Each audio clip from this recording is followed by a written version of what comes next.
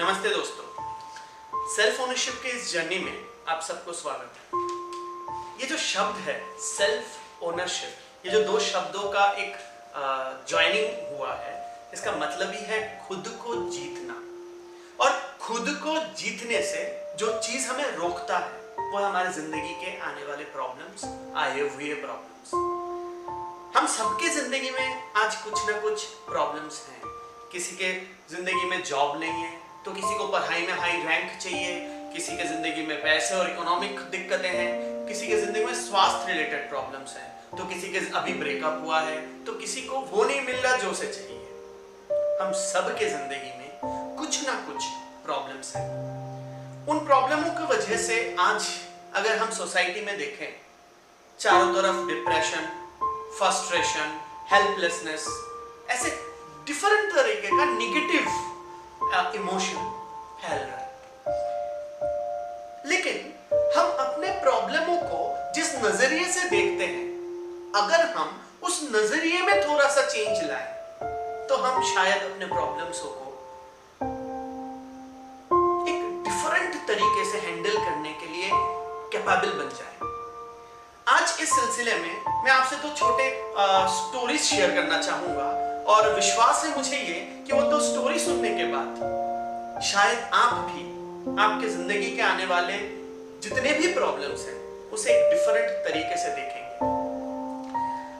आज मैं शुरू करता हूं एक राजा की स्टोरी से।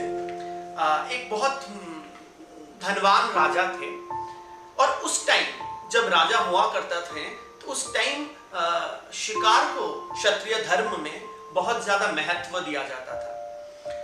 तो ये मान्यता हुआ करता था कि अगर राजा शिकार में जाए और शिकार से राजा खाली हाथ वापस आ जाए तो राज्य का अमंगल होने वाला है, राज्य में कोई आपदा, कोई विपदा आने वाला है। तो ऐसे ही राजा के प्रधानमंत्री और 2-3 सैनिक, ये 4-5 लोग शिकार करने निकले। अब क्षत्रिय धर्म में शिकार को ताकत के साथ जोड़ा गया, शिकार को बहुत क्या बताऊं, मंगल के साथ जोड़ा गया, प्रोस्पेरिटी के साथ जोड़ा गया, हर जगह जोड़ा गया। तो उस पल क्या हुआ, राजा जब जंगल में शिकार करने गए तो एक हिरन दिखे दूर कहीं पे। तो राजा ने अपना तलवार निकाला और राजा ने सोचा तलवार को मारेंगे और हिरन का धड़ और सर अलग कर देंगे। लेकिन किस्मत का बात था कि उस पल हिरन का किस्मत अच्छा था और हिरन बच गई। राजा ने जब तलवार निकाला तो उस तलवार के धार से राजा का उंगली कट गया और नीचे गिर गया। जब राजा का उंगली कट के नीचे गिर गया, राजा दर्द में रोने वाले थे, दर्द में छटफट करने लगे। मंत्री अपने घोड़े से उतर के आके राजा का खून बहना रोका और राजा को तसल्ली देने के लिए राजा को बोला, महाराज जो भी होता है अच्छे के लिए होता है, आप इतना चिंतन ना करें। अब डेफिनेटली आप खुद सोचो कि अगर आपका उंगली कट जाए और मैं आऊं और आपको बोलूं जो होता है अच्छे के लिए होता है, आपका उंगली कट गया तो बहुत अच्छे, आप उस पल उठा के मुझे 2 थप्पड़ मारोगे। और यही रिएक्शन आज 90% लोग देंगे और यही नॉर्मल है। किसी का भी अगर आपका उंगली कट जाए, आपके घर पे कोई किसी का देहांत हो जाए, मैं जाके बोलूं जो होता है अच्छा होता है, तो आप घुमा के मुझे 2 थप्पड़ मारोगे। तो राजा को भी उतना ही गुस्सा आया। राजा ने अपने सेनाओं को बोला कि इसे ले जाओ यहां से, सारा रात इसे सिर्फ मारो, इसके शरीर के सारे हड्डियां तोड़ो और सुबह सूर्योदय होते उसे सूली पे चढ़ा दो। राजा की उंगली कट गया था, लेकिन क्योंकि खाली हाथ शिकार से वापस जाना राज्य के अमंगल का कारण बनता, राजा अकेले जंगल के अंदर गए। राजा ने सोचा कुछ शिकार करके ही आज वापस जाएंगे।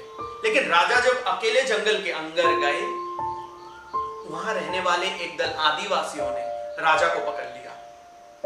पकड़ के राजा को अपने कबीले तक ले गए। वहां मां भैरवी का पूजन हो रहा था। मां भैरवी के पूजन में वहां कबीले वाले, वहां आदिवासी नरबलि का प्रथा पालन कर रहे थे और राजा को बलि देने के लिए ले गए।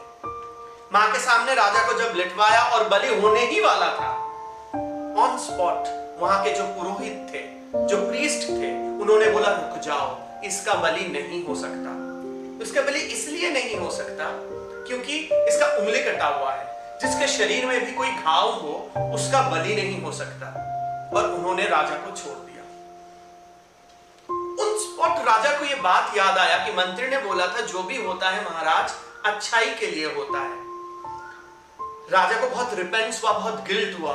राजा सोचा अगर सूर्योदय से पहले तक मैं राजमहल नहीं पहुंच पाया तो मंत्री का जान नहीं बचेगा। राजा भागते रहे।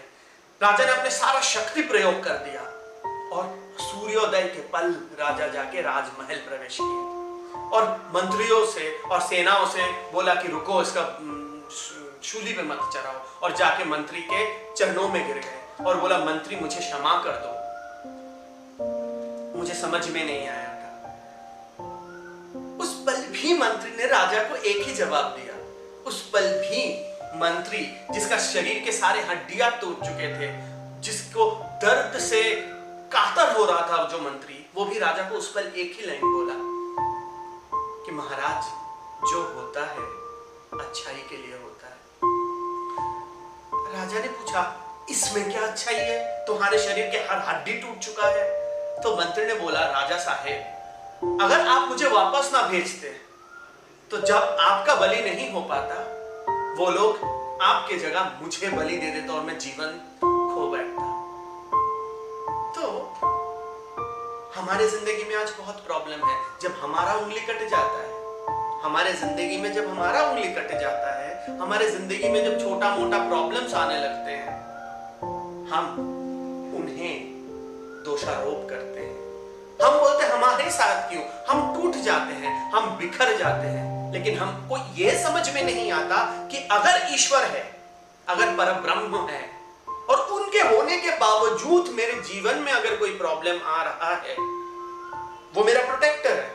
उनके रहने के बावजूद भी अगर मेरे जीवन में कोई प्रॉब्लम आ रहा है तो वो कोई उन्नति के लिए ही होगा, वो कोई आने वाले महा प्रॉब्लम को रोकने के लिए ही होगा।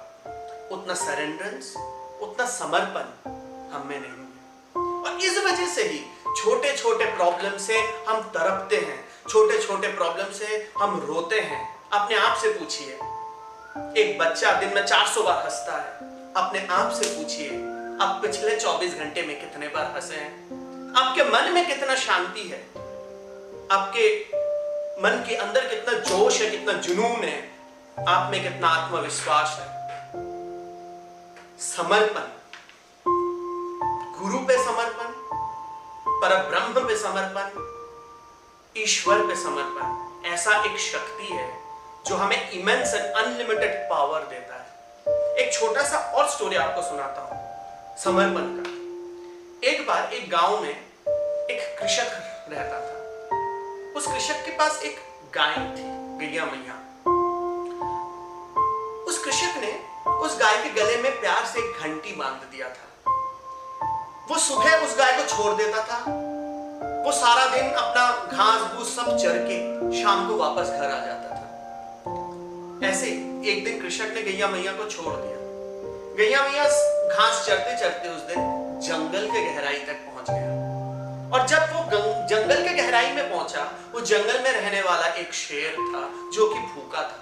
और वो शेर उस गैया मैया के पीछे पड़ गया। गैया मैया अपने जान को बचाते हुए भाग रही थी, पीछे शेर भाग रहा था। भागते भागते अचानक सामने एक दलदल दिखा और गैया मैया ने उसमें छलांग लगा दिया। गैया मैया को उस दलदल में देख शेर भी एक छलांग लगाया और शेर भी उस दलदल में फंस गया। उस दलदल में इधर गैया मैया, इधर शेर, दोनों धीरे धीरे डूब रहे थे। शेर ने डूबते हुए ही गैया मैया से पूछा तुमने क्यों यहां छलांग लगाया? अगर तुम यहां छलांग ना लगाते तो एटलीस्ट आज 2 जानें नहीं जाती। तुम्हें खाके मैं तो बच जाता, एक जान तो बच जाता। गैया मैया ने बोला आज भी एक ही जान जाएगा, एक और बच जाएगा। शेर बोला कैसे? गैया मैया ने हंसा, हंस के जवाब दिया। गौर कीजिएगा, गैया मैया ने हंसा और हंस के जवाब दिया वो सूरज देख रहे हो? शेर ने बोला हाँ। वो सूरज जब ढलेगा, जब शाम होगा और शाम तक जब मैं घर वापस नहीं जाऊंगा, तो मेरे मालिक मुझे ढूंढते हुए आएंगे। और ये घंटी देख रहे हो मेरे गले में, इस घंटी का आवाज सुन के वो इस दलदल तक पहुंचेंगे, और इस दलदल में जब देखेंगे कि तुम हो, पहले डंडे से तुम्हें मारेंगे और उसके बाद मुझे वहां से उठा के वापस ले जाएंगे। हम भी अपनी जिंदगी में शाम होने का इंतजार नहीं करते। जिस पल हमारे जीवन में प्रॉब्लम आता है, हमें उसी पल उस प्रॉब्लम का सलूशन चाहिए, नहीं तो सारा दोष परब्रह्म पे, सारा दोष ईश्वर पे। यही हमारा रीत है। हम शाम होने का इंतजार नहीं करते, हम पे ये भरोसा नहीं है, हमारे अंदर ये विश्वास नहीं है कि वो आएंगे और हमारे सारे प्रॉब्लम को सॉल्व करेंगे। ये हम मानते नहीं हैं, और ना ही हम घंटी का प्रयोग करते हैं। घंटी का प्रयोग का मतलब, नहीं हम घंटी बजा के उन्हें बुलाते हैं, वो घंटी का मतलब, नहीं हम प्रेम से, प्यार से, समर्पण से, भक्ति से उन्हें बुलाते हैं। हम कुछ नहीं करते हैं। अगर हम कर लें तो क्या हमारा जीवन का प्रॉब्लम सॉल्व नहीं हो जाएगा? क्या हमें उस प्रॉब्लम को फेस करने में और ज्यादा ताकत नहीं आ जाएगा? ये सेल्फ ओनरशिप के प्लेटफॉर्म पे ये सोचने का बात है। 2 मिनट रुक के अपने सारे विचारों को छोड़ के सिर्फ इतना सोचिएगा कि अगर इस नजरिए से हम अपने प्रॉब्लम्स को देखना शुरू कर दें, तो क्या हमारा प्रॉब्लम जो हिमालय जितना बड़ा दिखता था, वो छोटे पहाड़ जितने हमारे सामने नहीं हो जाएंगे, और उसे ओवरकम करना, उसे चढ़ के ओवरकम करना हमारे लिए बहुत आसान नहीं हो जाएगा। चलिए इस सेल्फ ओनरशिप के साथ साथ हम अपने नजरियों को बदलें, जीवन को एक पॉजिटिव आयाम दें, जीवन को दोबारा जीना सीखें। आजकल हम लोग नहीं जी रहे हैं, आजकल हम लोग अंदर से घुट रहे हैं। तो चलिए इस सेल्फ ओनरशिप में खुद को जीतते हुए हम जीवन को जीते। नमस्कार।